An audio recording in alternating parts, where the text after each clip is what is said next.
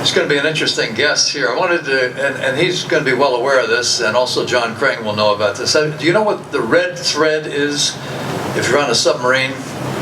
I had never heard about this, and after I found out about it, I saw it in other movies that would have the red thread.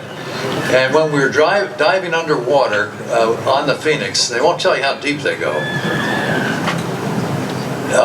We were in the captain's, I guess his office there, and he pointed to a thread, and it was tied to one end of the submarine across to the other, maybe about as, probably a little wider than this wall, and it was laying down almost on the table.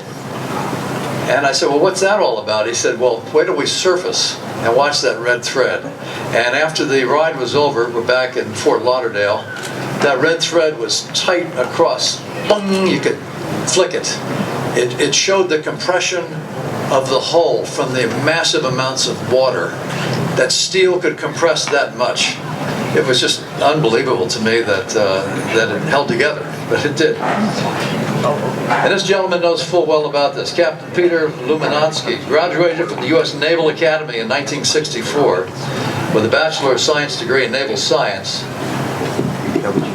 Well, I think we're going to get to the captain after the band, right? Well, let's bring on our next speaker this afternoon, Captain Peter Luminosky. He was a graduate of the U.S. Naval Academy. How neat is that? Back in 1964, got a Bachelor of Science degree in Naval Science, and spent the next 24 years in the Navy as a helicopter pilot.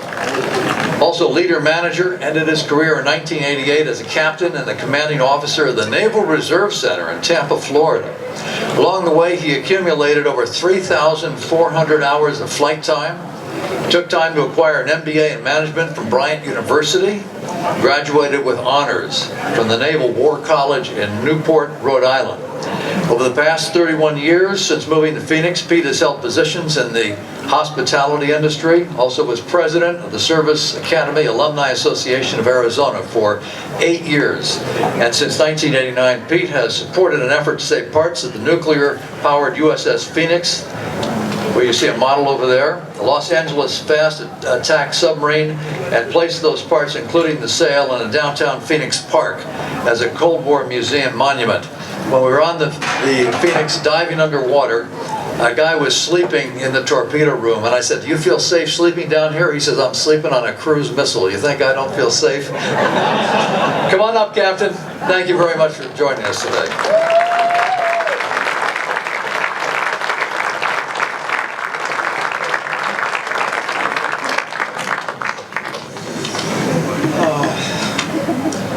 Thank you, Preston. We're still recovering from Preston's reporting on board the submarine. I've been talking to the CIA for the last 30 years, trying to figure out why he was aboard. It's a great honor to be here and in Carefree, no worries part of the world. That's so great.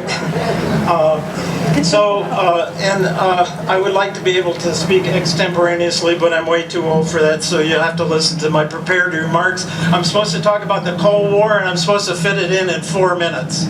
So I'll do my best. So let's see. I was born in 1943 at the height of World War II, the greatest and most destructive military confrontation in history. I grew up in the post-war world of tremendous relief, massive rebuilding, and global efforts to rekindle the human spirit.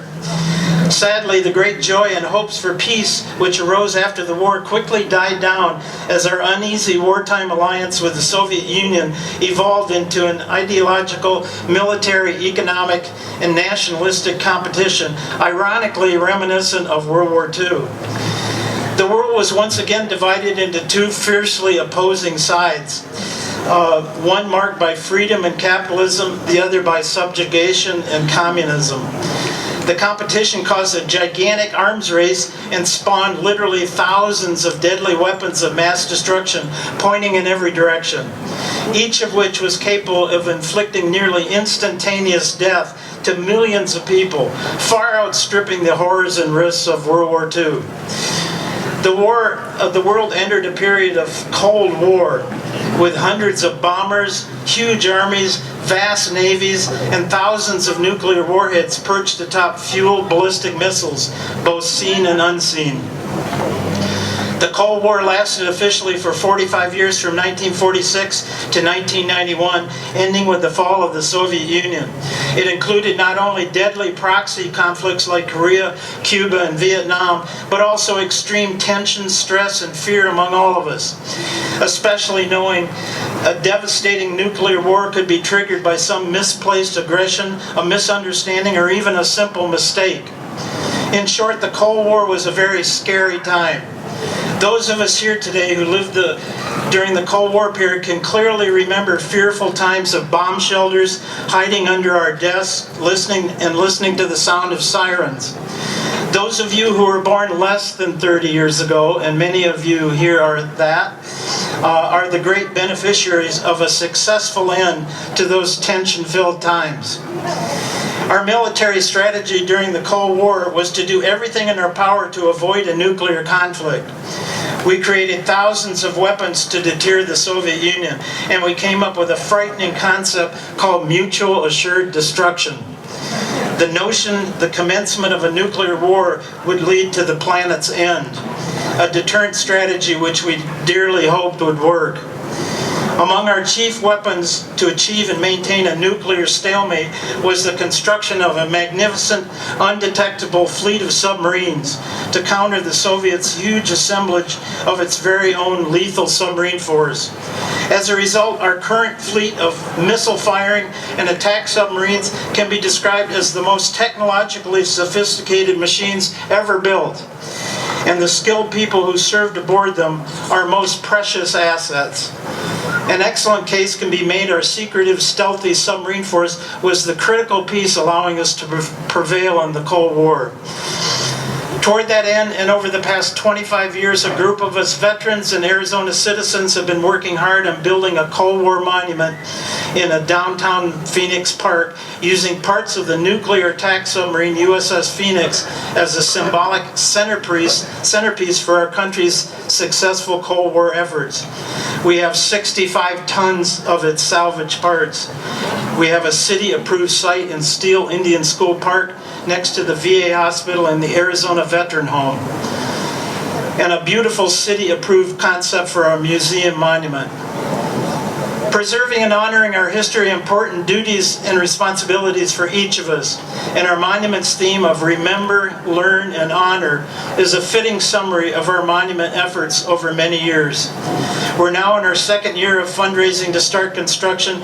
Please take a moment to stop by our display table and see Sharon and consider offering a donation, a pledge, a business lead, or simply your support in spreading the word and turning our long-held dream into a reality.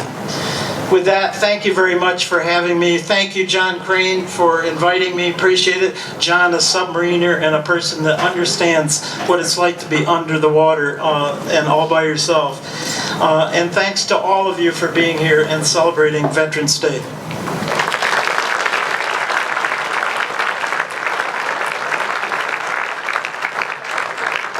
Thank you very much, Captain. And to show you how lucky you are, my wife actually steered a nuclear submarine. Just a little bit wavering around.